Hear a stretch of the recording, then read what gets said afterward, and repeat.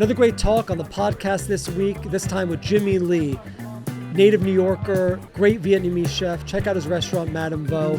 What I love about his story is really the story with him and his wife, how they met, how they opened this restaurant together, how influential his mother was in his life.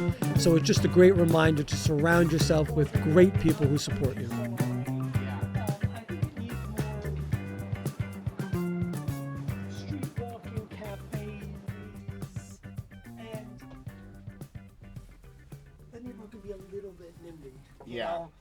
But all in all, they've done a really good job. No, it's great. Yeah. You go a couple blocks out and it's a totally different vibe. Like yeah, exactly, you know, exactly. It's you know. Well, it's funny. It's Chambers Street. I thought over the years it would have moved further up Chamber. It hasn't really yet. Yeah.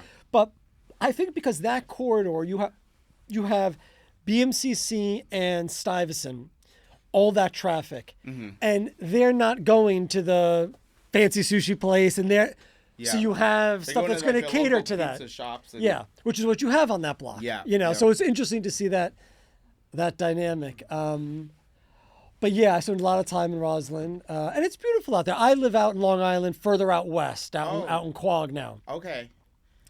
I love it, David. Like honestly. Yeah. Move the mic just a little bit closer. Yeah. Just a little bit. Like just this way. We're good. Yeah, perfect. Yeah. All right, cool. Let me just. Can I?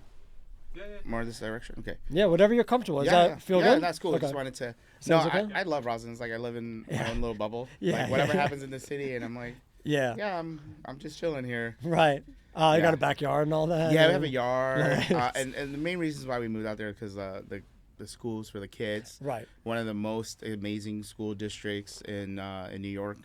So I wanted to give them start them off with a great future and opportunity. Yeah. That's why we moved out there. How old are your kids? I have my 6-year-old just turned 6 February 1st. Nice. She has the same birthday as me. Oh, really? And the oldest is 10, turning 11 in August. Yes. Great. I got a 10 and a 14-year-old. Oh wow, yeah. Well, August what? When's the oldest one? August 1st as well. I'm August 3rd. August 3rd? So that's good. So he's a Leo. Yeah. No, both of my kids are born in the 1st. Oh, really? And my birthday is February 1st as well. So oh, wow. It's crazy because I know we're just like talking, but yeah, this is good.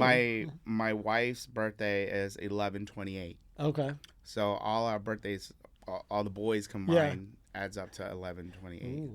Which is kind of like crazy. Yeah. I never connected the dots and the meaning of all that, but I know that we're connected somehow. Somehow, right. You know, it's crazy. I like those things. I like to think they mean something. Yeah.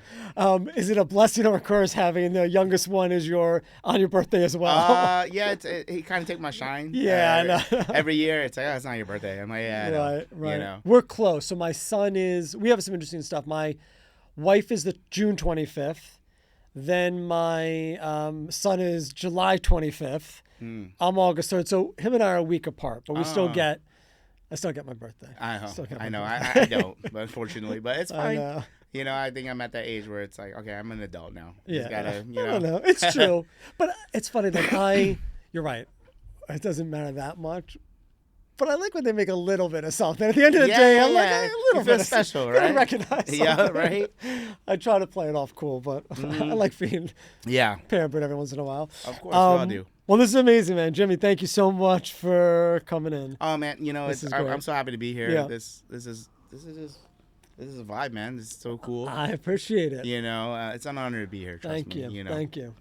Yeah, as I was saying, this was the old cafe, and we turned it into this little bit of a passion project, and a little bit of new side for Laughing Man, step outside our four walls a bit. But the thing I love about the cafe, and I'm excited to talk to you on the hospitality front because it's something that I've grown up with and is also near and dear to me with the cafe, the bringing people together. Yeah. Which I know we'll talk about food, but let's hear a little bit of background first. First of all, tried and true New Yorker. Yes. Go New York. You got your Met. I take it you're a Mets fan. Yeah. Right? Well, a lot of people are gonna hate me for this, but I always like to be honest. Yeah. I was I grew up the biggest Yankees fan, Okay. even though I'm from Queens. Right. But Yankees were just like winning all the Got time, it, right? got it. And they were like everywhere you went, it was just like the Yankee hat. It's so iconic. Right. I used to go to LA. I used to go to Texas like during the summer growing up. So I always wear my Yankee hat, and Yeah. I always wear my Yankee hat ever since. As of last year, we were invited to Citi Field Yeah. to do a whole tour for SJP's wine company. Okay. So she did a special tour. So who's SJP? Sarah Jessica Parker. Oh, okay, okay. Yeah, so so we carried her wine Okay. at our restaurant, and we were honorary guests Nice. to go. And The whole family, or you and your wife? it was or? just me and my wife, and it was all press people. Nice. And we carry her brand at our restaurant, and she's also a dear friend of ours, and nice. one of our favorite. Our restaurant is one of her favorite restaurants as well.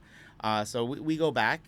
So she invited me, and I got to meet all the Mets staff. I got to meet the managers. I got to meet ticket events people, and I got the whole tour of Citi Field. Wow. And really just gave us tickets to go to see the Mets last Yeah, year. yeah. And surprisingly, how it happened was like the Mets had the most magical season Yeah, right. last year, and it all happened all at once. And my kids are obsessed with the Mets. Got it. So I started wearing Mets, and wherever my kids are into, I'm all the way it for it, works. And it's so close from my That's the way house it too. works. Yeah. Like it only made sense. But there's still a New York team, and I still root for both. But I know that there's this weird rivalry between the Yankees and the Mets, of and course. ever since. But like I'm just that guy that's like, hey, it's as long as it's New York, it's fine with me. I'm the same way. I'm You a know? Yankees fan. If the Yankees aren't in it, I go Yep. Mets. I'm sure it's vice versa. And then you stay as local as you can. Yeah, Like I exactly. was Philly in the Super Bowl. You know? Yeah. No, exactly. We're just like, You gotta find something as to long hold as it's on to. New York, it's fine with me. Yeah, That's how I see exactly. it. Oh, that's great. That's great. So tell me a little bit about background from New York, but give me a little bit of the history, family history. Yeah. Of course. I'm born and raised in New York. I'm Chinese Vietnamese. Growing up in New York, there wasn't that many Vietnamese people in where I grew up. When you were growing up. Yeah, it was a lot of Chinese. There was a lot of Latinos. There was a lot of every ethnic background, but Vietnamese wasn't that much. So when I went to school, I was the only Vietnamese kid, and it was just kind of like a weird place for me because like majority of people they're like, oh, this group is this new group, and I was the only Vietnamese kid but I was Asian, Right. so it was fine. But it was cool. So I just grew up, but it was really special because I got to meet a lot of cool friends, and I am who I am today because of that. Right. And my mom's cooking really brought everybody together. Yeah. So I would always my mom would always pack me Vietnamese sandwiches at school. So what is that? It's a banh mi. Yeah, okay, Yeah, great, right. great, Like with which I love, pickled yeah. carrots Yeah. and like meat pate, and then she would take me to school, and everybody's like, "What is that you're eating?" Yeah. They just know it's a sandwich. They don't know what it is. So I'm like, "All right, let me get you a slice." And it was crazy because a lot of people ate the sandwich and were like, "Whoa, this is so good! I never had this before." Is that on a baguette type bread? On a baguette. Yeah, My that's mom- traditional. Traditional. Yeah. So my mom didn't bake. We didn't have bakery, but at the time, Right. but she bought bread from the local bakery and just Got it. made sandwiches and packed sandwiches for me to go. So grew up in Astoria. My mom had a nail salon over there. Yeah. My mom was into the nail salon business. Yeah. So I literally went to school and came home and helped her, and then would come home. I was the only child, and grew up in a very Vietnamese, Asian, style family, and I was brought up very strict. Right. Education was the key component. Like you have to do good in school. I Yeah, want you to be a doctor. I want you to be a lawyer. Wanted that trajectory for me. I mean, I wasn't a bad student. I excelled in school, but it just never like piqued my interest Yeah. to pursue getting the best grades to getting a job. Like it was just something in me that I thought that was very, like it didn't register with me. Right, You right. know, and Or maybe the kind of job you had envisioned. I mean, there are some trajectories that are A to B. Good, Yeah. Right. But if I get a sense from going to a restaurant a little more entrepreneurial, it's not exactly a straight course. Yeah. Exactly. I mean, to be honest with you, when I was a kid, it wasn't like I want to be a chef. Right, I want to open a restaurant. That was later on until I was in my teens, and I started having love and passion for food. Yeah. And growing up being the only child, my parents loved to host. They every weekends they hosted parties, so I'd always be in my mom's kitchen cooking. So that's where I got most of my skills from. So I really came from my mom's kitchen. Yeah. I never went to culinary school, but I just loved food. Growing up in this great city, just had the blessings to eat everywhere. Had the opportunity to eat at so many restaurants, so many new chefs coming up, and really, my palate really just. I had a really what is the word? I might pause here and there, but I had a really different palate because like I was exposed to so many different flavors here in New York, and then like every time we would travel with my parents, I would be exposed to more and more flavors. So I was starting to getting addicted to like, what's this? What's that? Yeah. And I was never afraid of eating anything. I would always ask like, what is this? Like, Right. and I was like, oh, is this a delicacy in your country, or is this a delicacy here in your culture? And most people would say that's gross, or like, oh, I want to eat that. I would eat it. You eat it. I may not like it. I may not have liked it, but you know what? It's always good to try. You gotta try. So and you know those flavors, and try to know like every nationality, every culture has their own like cuisine, and they have their own style of cooking, and you want to know why.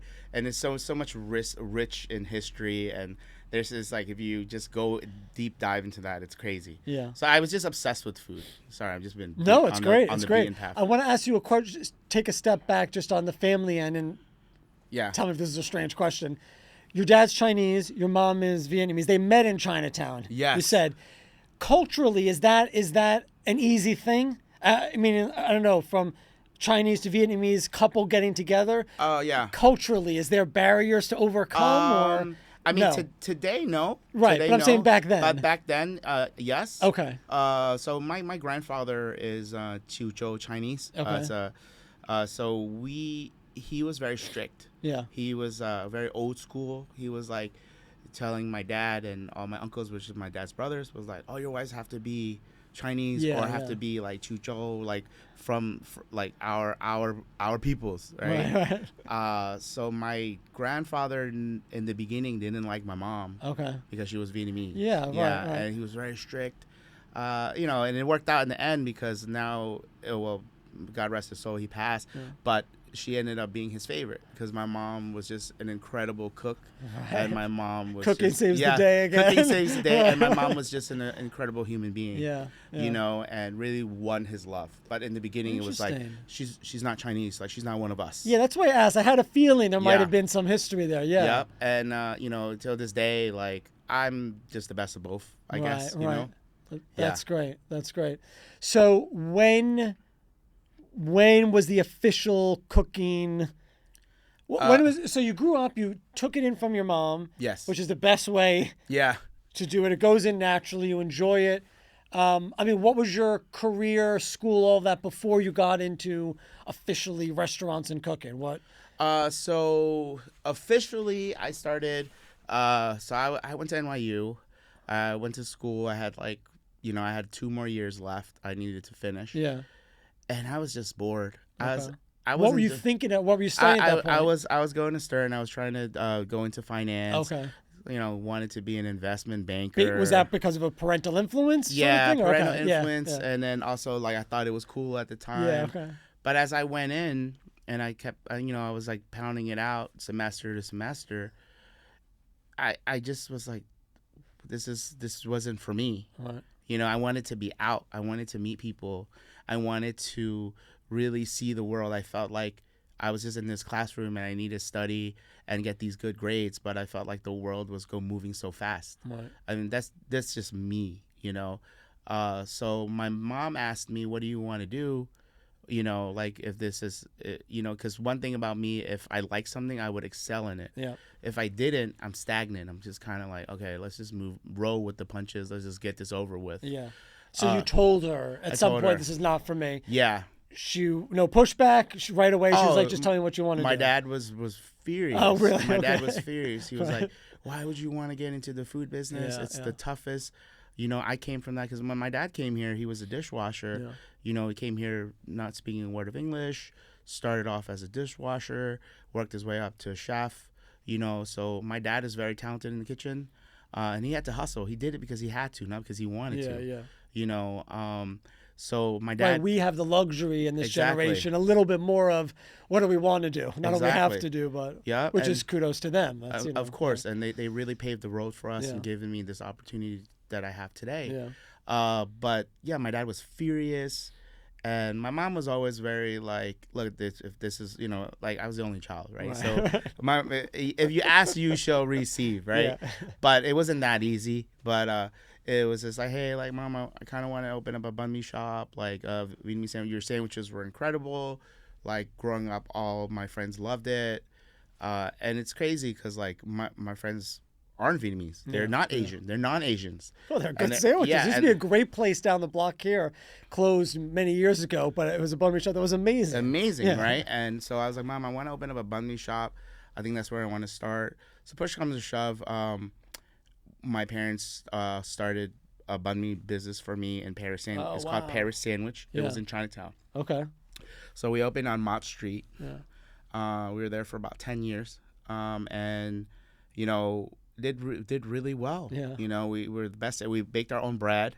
I went to Paris to learn how to bake. I have family in Paris too, Wow. and friends. Some of their friends worked in bakeries. So When you say you went there to learn at a school, or you just worked in people's no, places? I or? literally just like my cousin had a friend that worked at this bakery down the street from her, and she was like, "Hey, can my cousin tag along and he can just like trail with you?" Right. So we'd wake up at like 3-4 a.m. just making bread Wow. and baking it. I was there for like 2 weeks. And I didn't get paid for it. I just trailed. I hope I wasn't in the way. Right. And I just like learned how to make bread the old-fashioned way with a hearth oven. That's amazing. I needed all the dough, everything. I came back, and then my mom's like, "Did you learn anything?" I'm like, "Yeah, I did." But I don't think that in Chinatown, because the demographic, like they wouldn't like this bread because it's too, like French bread is like really thick and dense and crispy. So I had to like adapt that recipe and make it a little bit more airy, but still Right, because the banh mi bread's a little softer. a little right? bit softer Yeah. and like it's a little bit chewy, not chewy, but airy and like crispy, but not as dense. Yeah, Right. yeah. So, I was playing around and me doing my chef thing, trial and error. Okay. I came up with this recipe to make the bread, and then so we started. Then I was like, okay, we're good. We have a recipe now. I didn't know what I was doing, right? So Right. Mom was like, all right, so you got to look up like the ovens. You got to look up everything. So I was just literally at that time, it's not like Google today. Oh, I know. Exactly. You're Yeah, making yeah. phone calls. You're going from place to place. Yeah. I'm going to like local supermarkets that have bakeries. Right. I'm going to Costco where they have the baking goods section where they Yeah. do. I'm looking at all the equipment that they have, and I'm like, I think I need Walking that. up and down the Bowery. Yeah. Exactly. I think I need that. I need that. Right. And I had to learn that way. So how old were you at that time? I was like 17. 17. So Yeah. they said, okay, we're gonna support you, put you in business. No. 7. No, I wasn't 17. Sorry, I was going to NYU already, so I was in my early 20s. Okay, early 20s. Yeah. You found a location. We'll support you, help you get started. But now you're building it out. And who was working there? Just you? It was me and my mom. Okay, wow. Yeah, it was me and Wow. my mom. She, her nail business like really did really well, and she had people managing it Yeah, for her. yeah. And she was just like, all right, this is what you want to do. So she sounds incredible. I She mean, is. She supported me throughout everything. She taught me everything that I know Yeah. today. My dad as well, but Yeah. mainly influenced by my mom. right. And her cooking is incredible. Right. So yeah, that's where we're at. So you get the shop open. We got the shop open, and it was like chaos. It was chaos. And I had a dream, and then I got a lot of inspiration from a lot of places, not in New York, in California. Okay. Because there was a lot of Vietnamese bakeries in California, and nobody saw anything like that in New York at the time. Right. This was like 2006, 2007, And so we were the first Vietnamese bakery that baked our own bread Wow. in Chinatown. Yeah. Yeah. And we did really, really well. Who were your customers? Like all over this. It was mostly locals Yeah. in Chinatown. Okay. But like during the weekends, we had so many Vietnamese people from Boston, from New Jersey. Oh, would come looking for it specifically. Yeah, and the weekends would be our busiest because like during the weekdays it's like the locals, they buy like one sandwich, a cup of coffee, or they buy like snacks, like lunch, Yeah. But during the weekends it was like 10 sandwiches, 20 sandwiches. They would buy in bulk to take back to wherever. No way, really? Yeah, they would buy in bulk. Like it was amazing because we were the only ones that did it with the bread, and people came in and bought loads of bread for their house because Vietnamese people love food. Okay. They love to eat. One thing about Vietnamese people is that they would throw down for food. They don't care how much it is, Right. as long as it's good. That's amazing. And like that's the one thing. So weekends were incredible, and I just like it was great. So it was a good 8-10 years, and then I met my wife. Yeah. Probably 8th year in. Okay. I met my wife. She was my girlfriend at the time, and then she was like, "Honey, like you can't." While you were working at that shop, you met her. Yeah. Okay. Yeah. And As a customer, she came in? no, Oh. I met her through a mutual friend. Okay. Yeah, I met her through a mutual friend. I'm just fast forwarding. Yeah, well, let me ask you one quick question before you do that. Just sort of an in the weeds question, because I'm interested. How did you get the word out back then? How did the place become so popular? Total word of mouth? It was like newspapers. Really? Yeah, it was like local Vietnamese newspapers. Okay. It was this one magazine called Người Đẹp magazine. Yeah. It's called Beautiful translation it would be Beautiful People magazine. I love it. And it's like that one magazine that all the Vietnamese community look at. Okay. And they release I recall it was every 2 weeks or every month they would get a new issue, and it would be all like news, right? And then the back it's all ads for like nail salons or like this restaurant, that restaurant. Right. So it was like we were running this circuit with this whole Vietnamese community through this magazine. And there's Chinese magazines. My dad would pay for advertising in the Chinese magazines. Okay. There was no Instagram. There was none of that. Yeah. And it was just like word of mouth. And, but one thing I always believed in was like, all that is great and that would definitely push. But if you're putting out a good product, you're slowly people are going to find you. Yeah. Well, that's what we had here. We really never marketed or advertised much. We built up a great local following, great product, great customer service, and just built from there, which is nice. That's a great way to be able to do it. I love the fact when I took my first sip and I was like, that's strong. And then you were like, that's New York coffee. It's New York coffee. And I was like, you're right. It's coffee is a religion in New York. Yeah, exactly. And one of the things I love about it is how all the different varieties across the world, but New York, it's got to be strong. Not burnt, but strong. Strong, exactly. Because they got stuff to do. Yeah, when you go to Starbucks, it's like it's burnt It's most of burnt, the time. It's like, burnt. oh, this is terrible. But Yeah. So, okay, now you were saying you met your wife not as a customer, but during that period, Yes. you meet her. So this is what, 8 years into that shop being open. Yep.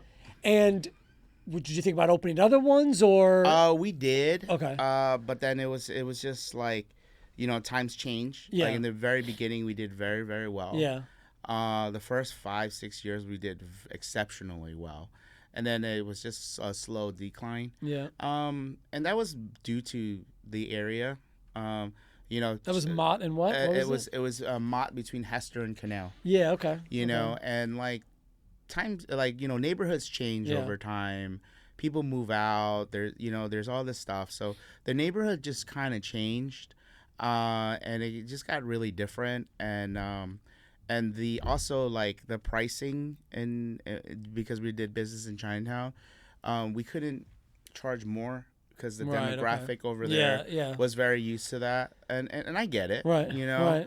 And it was just like, okay, like it was stagnant, and it was like we couldn't grow. Every time we raised the prices because of like food costs or whatever, like we would hear it. Right. It's crazy. Like nowadays, like you raise it, like people understand. People understand, right? yeah. But at that time, they're like, They were vocal about it. Yeah, you raised 25 cents. Like, Yeah. are you kidding me? And we're just like, hey, like we need to make some money, like Right, you know. right. So and then also. As amazing my parents was, my parents were very overbearing Yeah. because I'm the only child. Right. So, you know, working for them got a little, we got in each other's hair. Yeah, yeah. Like I saw things differently. I wanted to do things like differently. I'm like, Mom, times are changing. My parents are very old school. Yeah, yeah. So it was tough. We were clashing. Okay, so it had its time. It had its moment. It had its Yeah, moment. yeah. And honestly, if I could do it again, I would. Right. Because I learned so much during that time. But you know, when I met my wife, Yeah. she was just like, "Look, you look miserable. Right. Like you can't keep on doing this. You know." How long after you met her was she able to say that to you? Oh, Like really quickly, That was or- probably like 6 months in. Okay, you know? okay. But when I met her, the first conversation that we had, Yeah. and no lie, was we talked about Vietnamese food. Right. We talked about food because my wife was going to school. She's from Mississippi. Okay. And she was going to school in Houston. So Houston has a major Vietnamese population Really? and community, and there's so many restaurants out in Houston. Where did that come from? I guess like people just migrated there because Okay. it's warm. Okay. And you know, like it's tropical, it's Yeah. warm. So there's a huge Vietnamese community there. So she went to school there, so she's so used to eating good Vietnamese food. Right. So she moved here to New York. She was pursuing her career in fashion, and she met me. And then Okay. her first conversation, she was like, "Oh, you're Vietnamese." I'm like, "Yeah," and we just like, wow, like I never met a Vietnamese person while I've been in New York here. Really? Yeah. Okay. Yeah. I mean, it's a thing. That's strange, It's yeah. crazy. And I was like, yeah. And then the first question she was like, "Where do we get good Vietnamese Right. food?" And I'm standing here and I'm like. And at My mom? Yeah. Right. I said Oh, that. is that what you said? Yeah, exactly. I That's said my mom's place, my mom's place, and she was like, "I want to eat braised pork belly with egg. Oh, so she knew. that. It just reminds me of home and comfort." And I'm like, "Oh," and I'm looking at her. I'm like, "This is the most beautiful, gorgeous girl I've ever On fucking every seen." level. right?" And I'm like, I'm like, "Oh," I'm talking to her, and I'm like calling. I'm like, yeah, like let me know, whatever. And I step out. I'm gonna go to the bathroom. I step out. I call my mom, and I'm like, "Mom, how fast can you make pork belly and eggs, whatever?" And she was like, "Oh, that's easy. Like we could make it like in 2 hours, 3 hours, right?" And I'm like, "All right, cool, Mom." And this was like at 7:00. And Mom's like, "You want it?" And I was like, "Yeah. Can you just like just wait? Hold on. And you didn't tell her what for. You're just I like, didn't say anything. Yeah. I come out and I'm talking to her, and then like I'm talking to my wife. Yeah. I'm my wife now, but I was talking to her, and I was like, "Yeah, you know, we were really vibing over Vietnamese food, Yeah. and just talking about where to eat and stuff like that." And you know, long story short, we had a great night, and then I got her number, and I was like, "Hey, you want to eat this dish?" And she loves food so much, Right. and but she didn't come alone. She Okay. was like, "Hey, I'm gonna come with my friend. Is Got that it, okay?" okay. You know, because we Yeah. just met, right? I was a about to say little- it's pretty bold. it's- Come to my mom's house. yeah, but it was like more like, oh, it was my mom's house. It wasn't like, Yeah. hey, I'm making this. Come over. Right. Right. And you know, she was craving it so much, so she came and she met my mom for the first time. Yeah. And she came with her friend, and then they ate. And she was like, "Oh my God, I really miss this. This takes me back home." Right. And then ever since then, it was just like we saw each other like every day. I know you say she was craving the food so much, and I'm sure that's true, but she's not going to your house Yeah. without having some major interest in you. Yes. So, yes. I mean, yeah, that's pretty bold. It was pretty bold, but it worked, I guess. Yeah, it's incredible. I love it. It worked. And then our whole relationship was revolved around food. Yeah. So when we were dating, it was awesome. We had no kids. We were young, and we were like, date night, you know? We Right, were like, right. where are we going to eat? And then, so like I told you earlier, she's the biggest foodie. She was like, I want to check out this place. So we went to go eat like across Everywhere. New York, everywhere. We would sometimes, when we had time, we would drive out to Philadelphia and go Really? eat Vietnamese food out there. Wow. Because there's a Vietnamese population community out there as well. So we were always in love with food, and also like dying to find the next great Vietnamese restaurant. Right. Because at the time, no one was doing it right. Like no. So what does that mean? Like no one was doing it as like the food that we grew up eating. Okay. Like what we're used to eating. Is that home style? More like, home style? Like more home style. Yeah. Or is there a preparation thing you're saying? Oh no, it's just like a more home style cooking and the flavors. Okay. So like a lot of the Vietnamese restaurants at the time, when me and my wife met, there weren't that many there weren't any good ones, and they were like mixed. They were like half Chinese, half Vietnamese, and like it wasn't authentic. Okay. Authentic to what we knew, and those flavors weren't there. Right. So every time we wanted to eat something, like mom would make it, or we would go to California or Houston to eat it. Got it. Like it was just you really... could get more authentic dishes in California and Houston than you could here. I find that unbelievably surprising. Exactly. So ka-ching, that was where the moment me and Yen were like, we need to open up a restaurant. But how do you account for that? I mean, in New York City, I would imagine somewhere you could find authentic dish of every culture somewhere. Exactly. But because the Vietnamese community in New York, it is like I was like talking to you earlier. It's like Houston, LA, California, Florida. There's a bigger Vietnamese community in Mississippi than in New York. Really? Wow. Like New York is everybody's just kind of scattered. Yeah. They're in Jersey, they're in Boston, they're in Virginia. Like it's not like we gather together at one area where. So there was more assimilation for some reason in New York. Yeah. Than there was in these other areas, which really developed a community. Exactly. Like a Chinatown. Exactly. Yeah. Okay. Exactly. So that's why like Vietnamese food never really thrived here because. Our Vietnamese people were scarce, so, that's where we were like, we need to open a restaurant. And I was like, yeah, like we're going to open a restaurant, what we're craving, what we're yearning for, what we're looking for. Yeah. And that was the whole conversation of starting Madame Vo. And and then we finally planned it. And at the time we didn't know what we were going to call it. Right. She was like, what do we want to call it? And I'm like, let's call it Miss Vo. Miss Vo, okay. Right? And then she was like, that sounds kind of, and I'm like, okay, so let's call it Madame Vo. Right. And then she was like, okay, because Yen's last name is Vo. Okay. So I wanted to name the restaurant out of her. Beautiful. I wanted to make it cute. And I also wanted to make people know and my storytelling behind the name. Yeah. Right. It was about the women in my life. Yeah. And that's why we wanted to pay homage to women. That's why we call it Madam. Yeah. It's gonna be Miss, but it was a little like Madam is so elegant. It's Madam nice. is so it's elegant. a little sexy. Right. Yeah. And then also it had the Vietnam used to be a French colony. Yeah. And there was this whole history behind it. So it kind of tied in all together. So it just really made sense for me. And then I was like, okay, let's just call it Madame Vo. And we just went with it. So she had no background in that, though. No. You had a little background, but she was in fashion. She was in fashion, yeah. But you guys both saw the, which is how it works. You got inspired. Yeah. Because there was this white space of no real good Vietnamese food. There was a void. There was a huge void. Right. And me, as a Vietnamese kid growing up, like it bothered me a lot. Yeah. Even I am a native New Yorker, and I'm so proud of this city. And I'm like, every cuisine, Italian trumps, right? Like you're like Greek food, dude. You go to Astoria, get some amazing Greek food. You want to get Spanish food, go to Washington Heights, amazing. Like right, like Asian, Japanese, Chinese, Thai food. Everybody just Korean food. Right. You don't even have to talk about it. It's like crazy good here.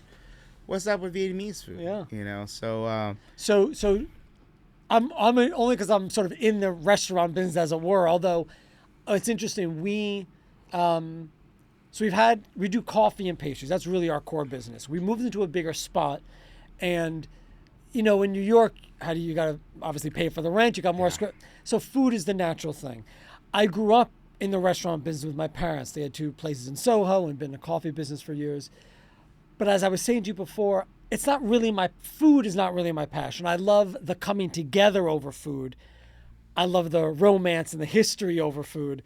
And I could talk to you about my own sort of cooking adventures, but I am not a let's go find latest and greatest. Like, if you want to go to a place and I like hanging out with you, that's where I'll go and that's what I'll enjoy about it. Yeah.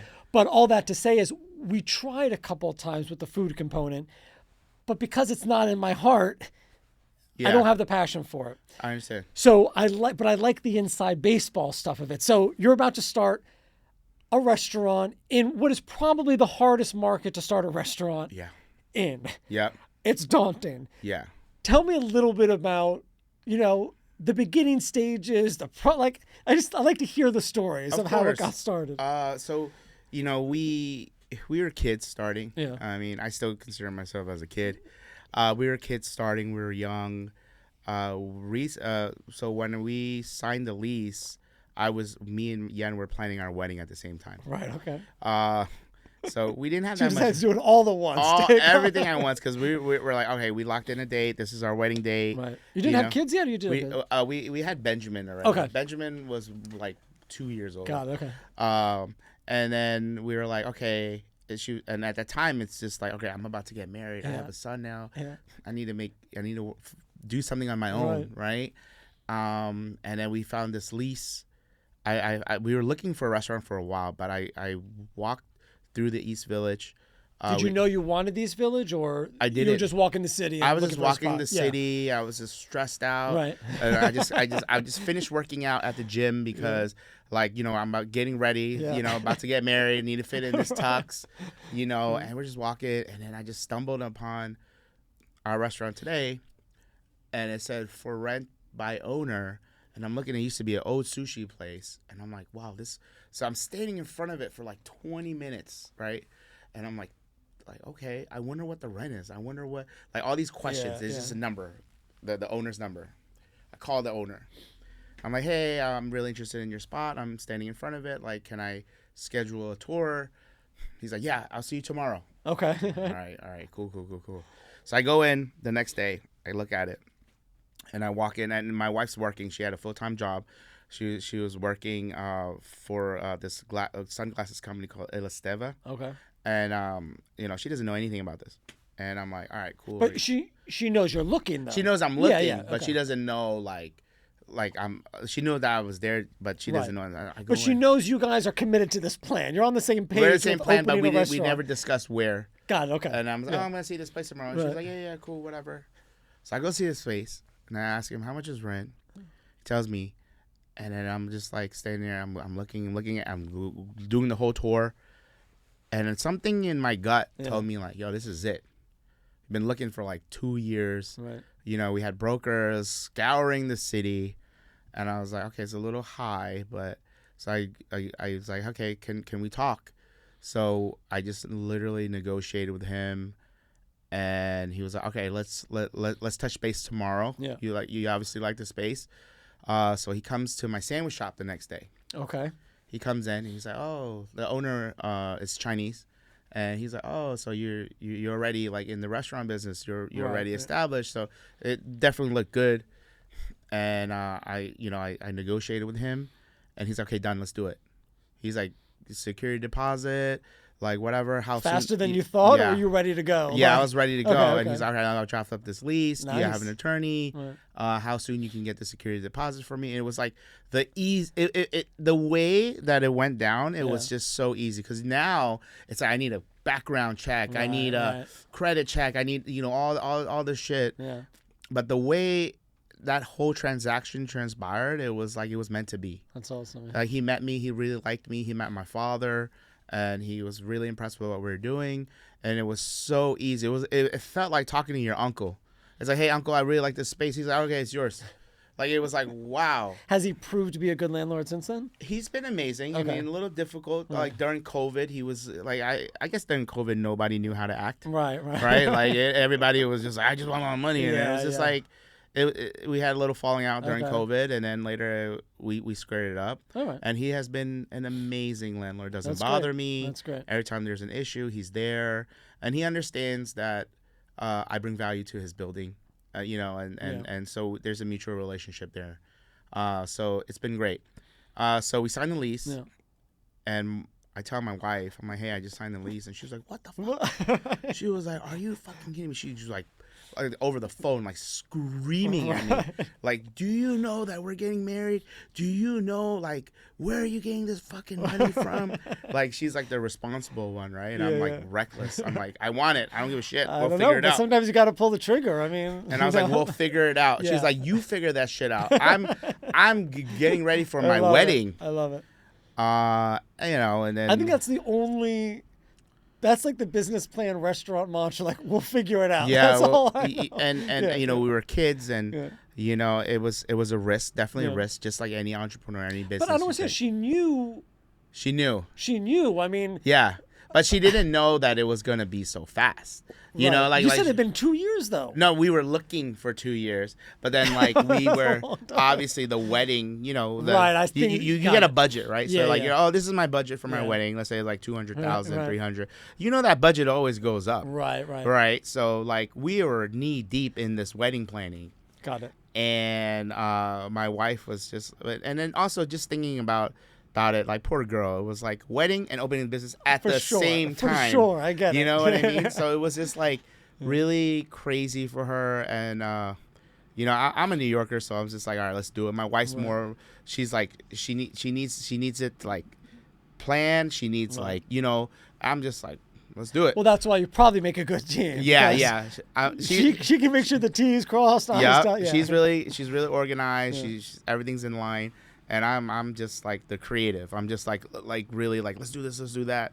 She's Right. like, hold up, is this practical? Like, you know, Right. So that's our dynamic, That's which amazing. is great. That's So anyway, amazing. so we're planning that, and I'm scraping.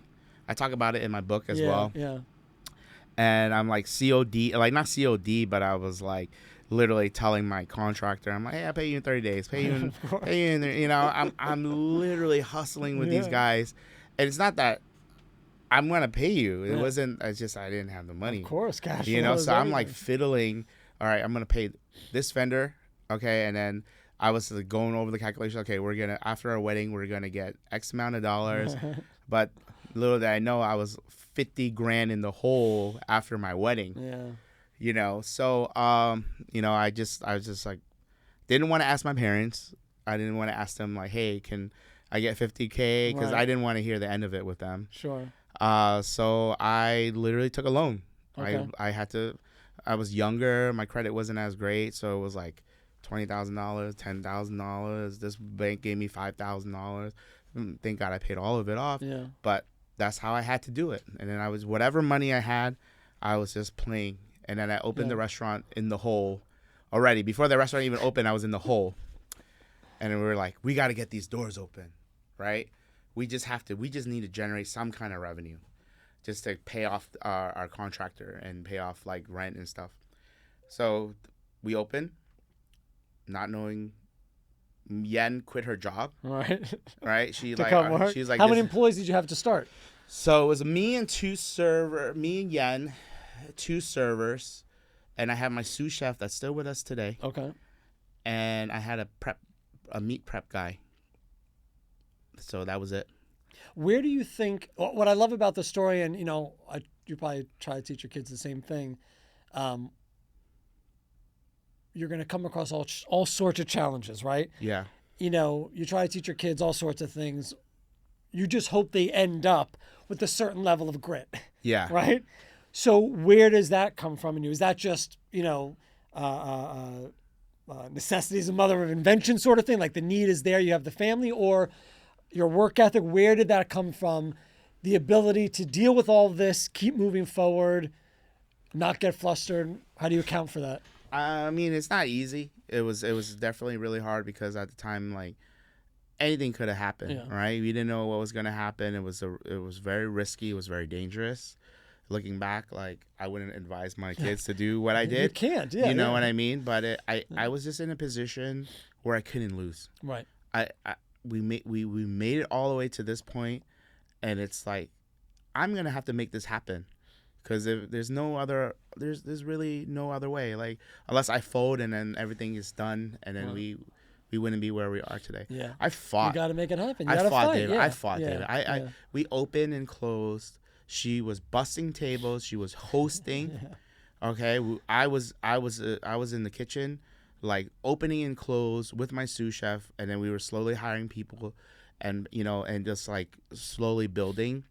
Uh, Came up with a menu. We believed in our menu, and we knew that the food was good. But of course, any restaurant when you just open, like the first month is very tricky, right? Yeah, the first month is like you're trying to get the ball rolling. You're trying to warm up that oil, get the engine going, So there's a lot of like kinks to like knot out, So we were going through a lot of that and like testing everything. But when we opened, but it was crazy because when the first day we opened our doors, we had no PR, no Instagram, no release, nothing. We didn't announce anything. We're just like, let's just open and see what happens. Yeah. Maybe we'll have like 10 customers this day, and let's just kind of get the ball rolling, right? But it was crazy, Dave, because when we opened, people were so excited about our restaurant opening that it was a new Vietnamese restaurant in New York. We were busy. Wow. And amazing. We were busy, and like we were just like, what the hell? This is crazy. And then it wasn't that many. It was probably. Were these locals, or they came from all over the city? It was just like locals, people that are in the area, and I mean it wasn't like crazy. We had like 50 covers that night. It's nothing. Right. Today it's like, oh, that's nothing. We could do that with our eyes closed. But we were so unprepared. We were like scrambling. There were so many fires we had to put out, and at the end of the night, we're like, oh, we did $1,600. Okay, it's better than zero. Right. And then, but slowly $1,600, we were beat. Yeah. Me and my wife went home, and we couldn't even feel our legs because it was new to us. Yeah. It wasn't muscle memory. It was like everything was new. We were adapting. We were figuring it out as we went. She didn't know what a runner was. Right. She didn't know, we were just doing everything that what a problem arised, we were there. Oh, this person ordered 2 drinks. Okay, there's there. Okay, we're gonna need a bartender. Oh, okay. Right. Oh, that table needs to be clean. Right. Oh, we're gonna need a we're busser. gonna need a busser. Right. Like she didn't know any of this stuff, so it was just like trial and error. Yeah. So it was. We were saying it was our soft opening, but really it was just our opening. I mean, that's why you gotta love it, because it takes everything you have. There's no way around it. It takes everything you have. You got to be a little crazy to be in this industry. Yeah. Trust me. Like I was like, about one thing, I was like, let's make this happen. Yeah. In the menu, what was your through line for the menu? So our menu was definitely all the bangers, like the most popular Vietnamese dishes that are really well known across the board, which is pho, bông bò Huế. Okay. It's a spicy lemongrass vermicelli noodle beef vermicelli soup, and then our pho is probably like everybody knows pho. Okay. Right. Fried rice, and then like our Vietnamese fried rice is today it's called the Mama Lee's fried rice. It's a Vietnamese version of fried rice. It's really good. But we took all elements from my family and her family. So, does her family have a rich cooking tradition as well? Yeah, her mom cooks really well. Yeah. Her mom cooks really. That's why she missed the Vietnamese cooking when she was out of town. So we took recipes from her dad. His chicken wings are on the menu. It's probably we were dubbed like best wings in 2019. Best chicken wings in New York by New York Magazine. Jeez. Yeah, so it was crazy, and it's just Vietnamese style rings, double fried with fish sauce, garlic, and chili sauce. Amazing. Super simple, but everyone loved it. We had bun sale, so it was like all the bangers that we loved eating. Right. So our menu, if you look at our menu, it's like that it's like, oh, this is like Jimmy and Yen's favorite things. Love to eat. Is that would you call it comfort food? Is that it's what it comfort. is? Yeah, comfort it's food. it's straight up comfort That's food. Great. That's and great. It takes you home. And we know that there was a lot of Vietnamese people here, but their families are probably not here. Right. So we wanted to take you home, even though if you're at our restaurant, we want to take you home some way. I love it. And that was the whole premise of our menu. And then we had to love it. Yeah. So we did what was authentic to us. Yeah. And really shine through.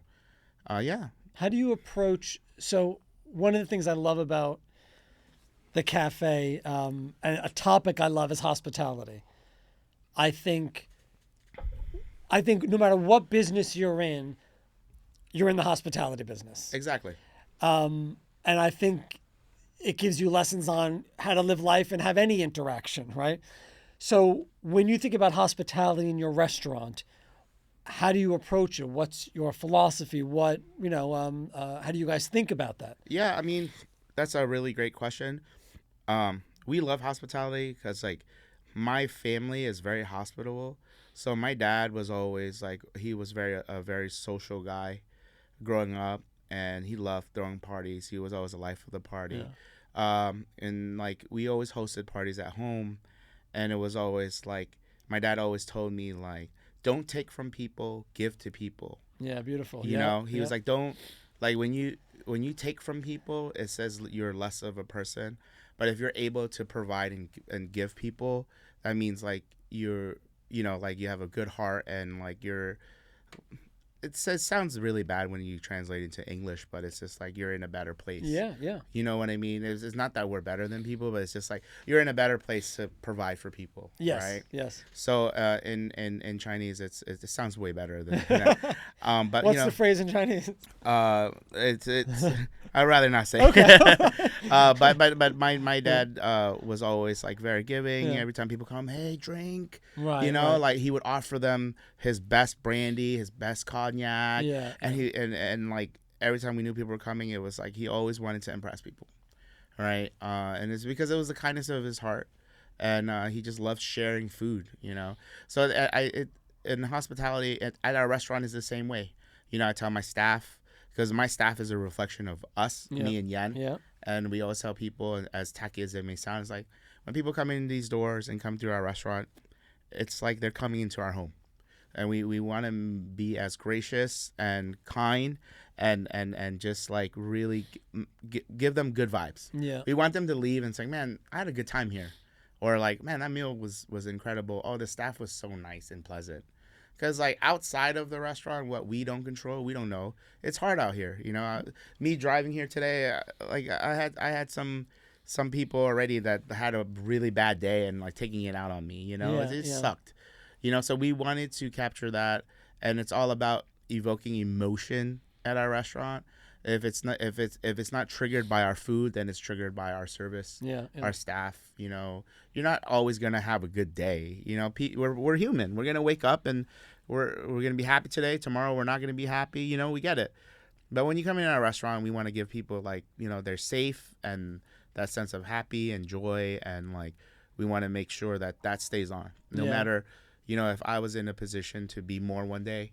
And if I would have several more restaurants, like that's how I would want my staff and my restaurant to be. Yeah. When you come in, and even if you may not know anything about Vietnamese food, like you're going to leave there and you're going to be like, wow, that was the first time I had Vietnamese food. Yeah. And I would say that I was really impressed. And the servers were really knowledgeable. And I remember, the experience as much as the food. Yeah. So that's what hospitality is for me. And I also like when people get a sense of urgency from the staff. Doesn't mean you're tense, but a sense that they're on it and ready. I don't like I don't like too cool for school.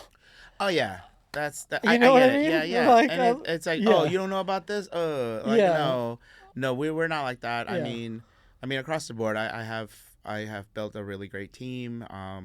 They are such an amazing team. A lot of them have been with me ever since. Yeah. Still till this day. And it's like we just kind of became a family, and I would love to build more on that. And so are you planning to open more? Would you like to? Yeah, I mean, okay. we are. I mean, the economy is just in a weird place. Yeah, it's a tough spot. Yeah. And you have a cookbook though, so that brings your message out. Beyond those four walls. That came out late last year. Yeah, it came out late October. Yeah. Okay. And that cookbook was just a love letter to my restaurant. I love it. Yeah. And a love letter to New York City. Yeah. And would you do another one? Is that the plan? I see people come out with. I would love versions, to. Right? I would love to, given the opportunity. And that's just based on sales and based on like a lot of things outside of my control. Sure. But do you mess around with social media at all? Recipes? Are you active on that? We try to be active with social media, selling the book. Really, it's about putting my culture on and like putting You know, like you today, you were like, oh, I don't know much about Vietnamese food, Yeah. and that's where I see myself and my role as my book. If you don't, you want to know more of my story, like pick up my book. And honestly, I try to make all the recipes in my book like a little bit more approachable and less intimidating Yeah. for like, you know, lower skilled chefs to high, even chefs that do it every day. Yeah. You know, and these ingredients may be very like exotic or different to you because you never heard of them or seen them, Right. but they're all accessible, and the majority of the dishes, it's like you or anybody can pick it up, and just if you really want to put some time in it, anyone can do it. I love it. You know, and that's what I've been doing with my restaurant, with my book, one table at a time. I appreciate you know? it. That's great. I'm mindful of your time, but I want to ask you one question. It's slightly random, going way back, but Yeah. I love sort of the human element of it. Your wife comes to your mom's apartment. She brings this friend. Yeah. I guess that's your first date. Is that right? I mean, I guess. Okay. Yeah, I guess. Yeah. So my question is, in the years after, have you guys both told that story?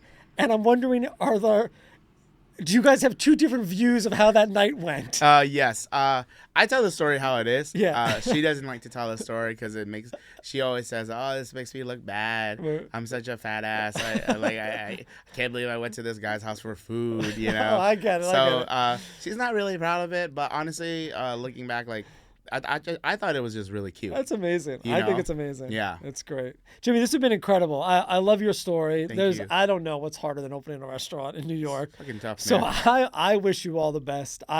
Not to sound Pollyannish about it, but I believe people in hospitality and people who are taking the approach to whatever particular food they love, coming from the story you have, starting with your mom, and really it being a family endeavor.